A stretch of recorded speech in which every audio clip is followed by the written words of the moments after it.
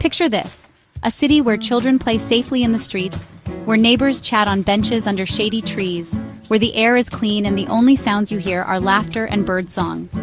This isn't some futuristic utopia. It's happening right now in Barcelona, thanks to one of the most innovative urban planning concepts of our time, the superblock. Over the next few minutes, we'll explore how Barcelona is transforming itself from a congested, car-choked metropolis into a people-first paradise. We'll look at what superblocks are, how they work, and why cities around the world are taking notice. Most importantly, we'll see how this bold experiment is improving lives in measurable ways, from cleaner air to stronger communities. So what exactly is a superblock? At its core, it's a brilliantly simple idea that turns conventional urban planning on its head. Instead of designing streets for cars, Barcelona is redesigning them for people. While superblocks might seem like a brand new idea, the concept has been in development for years. Barcelona's city planners began exploring it in the early 2000s as a response to worsening traffic, pollution, and public health concerns. Drawing inspiration from traditional European urban design, where streets were once communal spaces, the goal was to reimagine the modern city using the space it already had, just differently. What makes Barcelona's superblocks unique isn't that the idea is revolutionary. It's that the city has actually put it into action, at scale in a way that works for real people. To appreciate why superblocks are so revolutionary, we need to understand the problems Barcelona was facing. Like many modern cities, Barcelona had become a victim of its own success. With over 1.6 million people packed into just 39 square miles, Barcelona was one of Europe's most densely populated cities. Add to that about 500,000 cars competing for space on narrow medieval streets, and you had a recipe for congestion, pollution, and noise. The numbers were staggering. Nitrogen dioxide levels regularly exceeded European Union limits. Noise pollution was constant. Nearly 60% of public space was dedicated to vehicles. Perhaps most shockingly, air pollution was estimated to cause about 3,500 premature deaths annually in the metropolitan area. But beyond the statistics, there was a deeper problem. The quality of urban life was deteriorating. Streets that had once been social spaces became dangerous no-go zones for children and the elderly. The constant noise and pollution made outdoor living unpleasant. The city that had given us Gaudi's architectural wonders and vibrant public squares was being suffocated by traffic. The genius of superblocks lies in their elegant simplicity. Instead of banning cars outright, which would have been politically difficult and impractical, Barcelona's planners created a system that naturally discourages through traffic while maintaining access. Here's the technical part. Within each superblock, the internal street network is modified to prevent through traffic. Main roads around the perimeter handle the bulk of vehicle movement, while interior streets become what planners call citizen spaces. One-way systems are implemented to make through routes circuitous and impractical. Physical barriers are minimal, often just some strategic planters or bollards. Speed limits drop to 10 kilometers per hour, making the streets safer for pedestrians and cyclists. The transformation is remarkable. A typical street in a superblock might lose 60 to 70% of its vehicle traffic almost overnight. Parking spaces are reduced by about half, with remaining spots prioritized for residents. The reclaimed space is then repurposed for bike lanes, green spaces, playgrounds, and public seating. Perhaps most cleverly, Barcelona initially implemented many of these changes using temporary materials: paint, movable planters, and inexpensive street furniture. This allowed them to test concepts and make adjustments before committing to permanent changes. The environmental benefits of superblocks have been nothing short of transformative. Let's look at some concrete results from Barcelona's pilot projects. Air quality has improved dramatically. In the first superblock implemented in the Poblenou district, Nitrogen dioxide levels, a key pollutant from vehicles, dropped by 33% almost immediately. Particulate matter decreased by 17%. These improvements weren't just measurable by instruments. Residents reported being able to breathe easier and even smell the sea air again. Noise pollution, one of the most underrated urban health hazards, decreased significantly. Average noise levels in superblocks dropped by 5 to 6 decibels, which might not sound like much, but represents a halving of perceived noise. Residents reported something remarkable. For the first time in years, they could hear birds singing in the morning.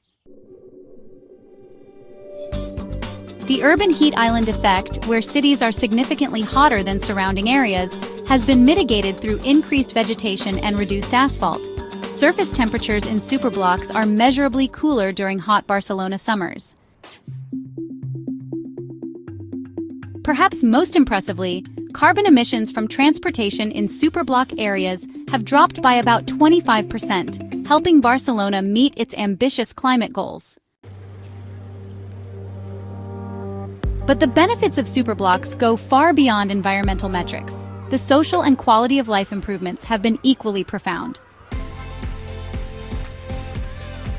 With streets safer and more pleasant, outdoor activity has skyrocketed. Children play outside more. Elderly residents feel comfortable walking to shops and cafes. Cyclists of all ages fill the new bike lanes. One study found that time spent on outdoor recreation in superblock areas increased by nearly 30%. The design encourages what urban planners call passive socialization, those chance encounters and casual conversations that are the glue of community life. Benches, playgrounds, and public squares become natural gathering points. Shop owners report more foot traffic and longer customer visits. Public health has improved in unexpected ways. With more people walking and cycling, physical activity levels have increased. Reduced air pollution means fewer respiratory problems. The stress reduction from quieter streets and more green space may even be lowering blood pressure and improving mental health. Perhaps most telling is how property values have responded. Contrary to initial fears, homes in superblocks have maintained or increased their value, while commercial properties have seen growing demand. It turns out people are willing to pay a premium to live in pleasant, people-centered neighborhoods.